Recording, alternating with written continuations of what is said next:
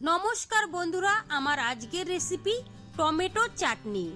অনুষ্ঠান বাড়ি বা বিয়ে বাড়িতে এত টেস্টি কেন হয়, কি মশলা ব্যবহার করে, সেটাই কিন্তু তোমাদের সঙ্গে শেয়ার করব। সেই মশলাটা কিন্তু আমাদের রান্নাঘরেই থাকে। এই রান্নাঘরের মশলা দিয়ে যে এত সুন্দর টমেটো চাটনি বানানো যায়, আপনারা কিন্তু না দেখলে বিশ্বাসই করবেন না। চলুন তাহলে শুরু করা যাক।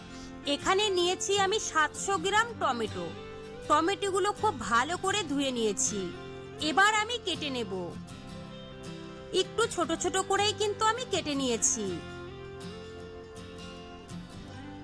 সবগুলো টমেটো আমার কাটা হয়ে গেছে। এবার আমি স্পেশাল মশলাটা বানিয়ে নেব। তার জন্য গ্যাসে একটা কড়াই বসিয়ে দিয়েছি। কড়াইয়ে দিয়ে দেব শুকনো লঙ্কা, সামান্য একটু মৌরি, আর দিয়ে দেব সামান্য একটু গোটা জিরে। হালকা করে ভেজে নিতে হবে, তারপরে কিন্তু ঠান্ডা হলে পাটায় বেটে নেবে।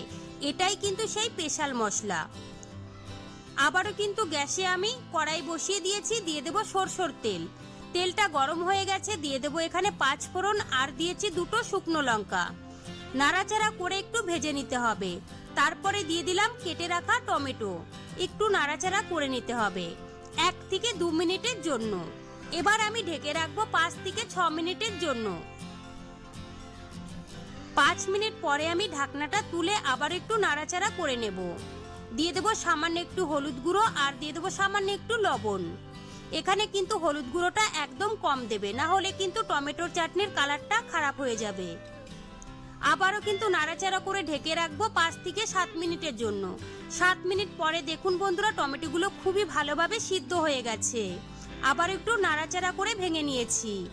এবার দিয়ে দেবো খেজুর, আর দিয়েছি কটা কিশমিশ, আর দিয়ে দেবো কাজু। এতে করে কিন্তু টমেটোর চাটনিটা খেতে অনেক বেশি ভালো লাগবে। আবারও কিন্তু একটু নাড়াচাড়া করে নিয়েছি। এবার দিয়ে দেবো আমি পরিমাণ মতো চিনি। এখানে আমি 100 গ্রাম চিনি নিয়েছিলাম। চিনিটা দিয়ে নাড়াচাড়া করে সুন্দরভাবে কষিয়ে নেব। এখন দেখবে টমেটো থেকে কিন্তু একটু জলও বেরিয়ে গেছে, আর সুন্দর একটা কালারও চলে এসেছে। এবার দিয়ে দেবো ভাজা মশলা, আর দিয়ে দেবো লেবুর রস। বন্ধুরা, এই লেবুর রসটা কিন্তু অবশ্যই দেবে, এতে করে চাটনিটা খেতে কিন্তু অনেক বেশি ভালো লাগবে। টমেটোর চাটনিটা কিন্তু এর থেকে আর শুকনো করা যাবে না। এবার আমি গ্যাস অফ করে নামিয়ে নেব। আর দেখুন বন্ধুরা, দেখতে কতটা সুন্দর লাগছে। এবার কিন্তু একটা বাটিতে তুলে নিতে হবে। দেখুন বন্ধুরা, দেখতে কতটা সুন্দর লাগছে, আর খেতেও কিন্তু ভীষণ ভালো হয়েছিল। তো বন্ধুরা, আমার রেসিপি কেমন লেগেছে কমেন্ট করে জানাবেন। ভালো লাগলে প্লিজ আমাকে সাপোর্ট করবেন। বাড়িতে বানালে কমেন্টে জানাতে ভুলবেন না খেয়ে আপনাদের কেমন লেগেছে। চলুন তাহলে ভিডিওটি আমি এখানেই শেষ করছি। আপনারা সবাই ভালো থাকবেন।